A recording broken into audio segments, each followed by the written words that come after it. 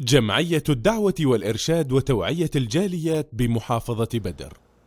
আলহামদুলিল্লাহ والصلاة والسلام على رسول الله وعلى آله وصحبه ومن والاه وبعد। সুপ্রিয় দর্শক ও শ্রোতা মণ্ডলী, আসছে রমজান।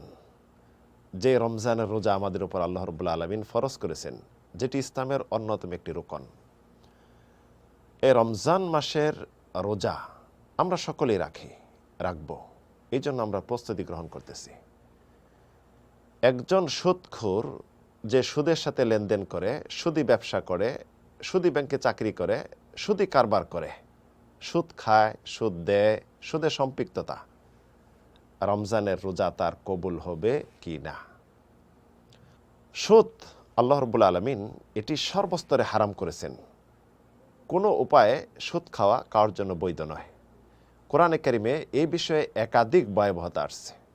সুদখোর কিয়ামতের দিন জিনে আশ্রয় করলে যেমনভাবে মাথা দুলে ঝুঁকে উঠে, সেরকম কিয়ামতের দিন উঠবে। সুদখোর আল্লাহ এবং তদীয় রাসূলের সাথে যুদ্ধ ঘোষণাকারী, সুদখোর লানত-প্রাপ্ত, সুদ খাওয়া ইহুদীদের কাজ, সুদখোর সবচেয়ে জঘন্য অপরাধ, সুদখোর সবচেয়ে নিকৃষ্ট। কোরআনে কারিমে এই বিষয়ে একাধিক আয়াত রয়েছে।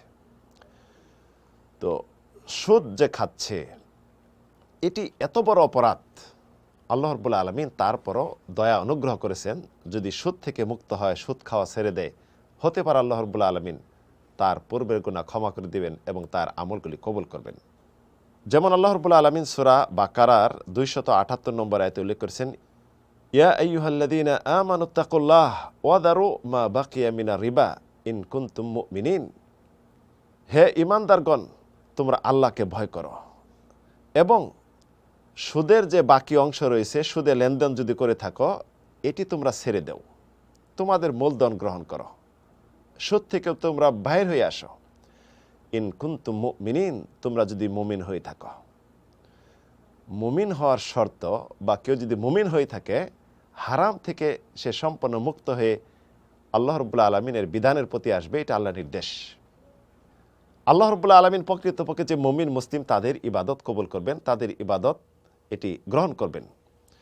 তা আল্লাহ রাব্বুল আলামিনের পক্ষ থেকে এটা আহ্বান করতেছেন যে সুদ থেকে বের হয়ে আসতে, এবং তিনি আহ্বান করতেছেন আহাল্লাল্লাহুল বাইআ ওয়া হাররামার রিবা। আল্লাহ রাব্বুল আলামিন ব্যবসা বাণিজ্যকে হালাল করেছেন এবং সুদকে হারাম করেছেন।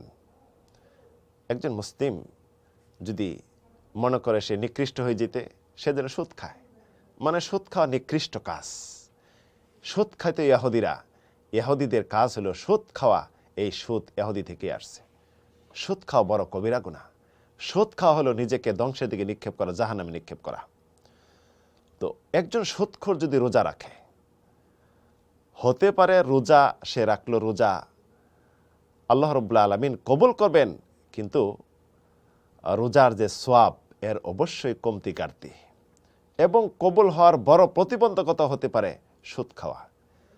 কারণ রোজা ফরজের যে উদ্দেশ্য আল্লাহ রাব্বুল আলামিনের, সেটি হলো তাকওয়া অর্জন করা। রোজা দিয়ে তাকওয়া অর্জন হয়, আল্লাহর ভয় অন্তরে আসে, এবং একজন মুসলিম হারাম ছেড়ে দিয়ে আল্লাহ রাব্বুল আলামিনের ওয়াজিবকৃত কাজগুলি সে করে, এবং বেশি বেশি নফল ইবাদত করে, ফরজ কাজগুলি করে। এই রমজানের এই শিক্ষা এটা। যেমন আল্লাহ রাব্বুল আলামিন ঘোষণা করেছেন, ইয়া আইয়ুহাল্লাযীনা আমানু কুতিবা আলাইকুমুস সিয়াম কামা কুতিবা আলাল্লাযীনা মিন ক্বাবলিকুম লাআল্লাকুম তাত্তাকুন।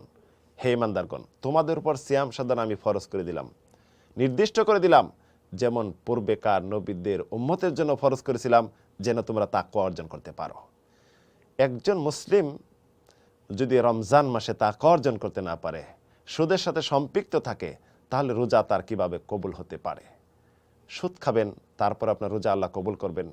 অথচ রাসূলুল্লাহ সাল্লাল্লাহু আলাইহি ওয়াসাল্লাম ইরশাদ করেছেন, মান লাম ইয়াদা কাওলা যুর ওয়াল আমালু বিহি ফালাইসা লিল্লাহি হাজাতান আইয়াদা তাআমাহু ওয়া শারাবাহু। কে যদি মিথ্যা, পাপ এবং হারাম ছাড়তে না পারলো, তার রোজা, তার উপবাস, তার পিপাসা লাগলো যে এটা কোনো কাজে আসবে না, অর্থাৎ খাবার পানীয় ছেড়ে দিল, রোজা রাখলো, এটা কোনো উপকার আসবে না। কেন উপকার আসবে না?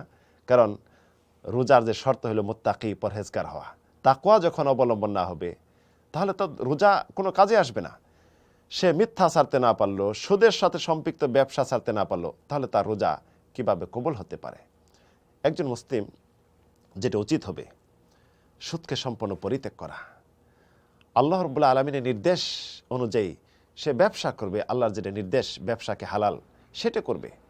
এটা না করে ইহুদিদের কাজ যেটি লানতের কাজ, যেটি সবচেয়ে নিন্দনীয় কাজ, যেটি আল্লাহ এবং তাদের রাসূলের বিরুদ্ধে যুদ্ধ ঘোষণাকারী কাজ, সেটি করে সে রোজা রাখবে, তার কিভাবে তাকওয়া অর্জন হতে পারে?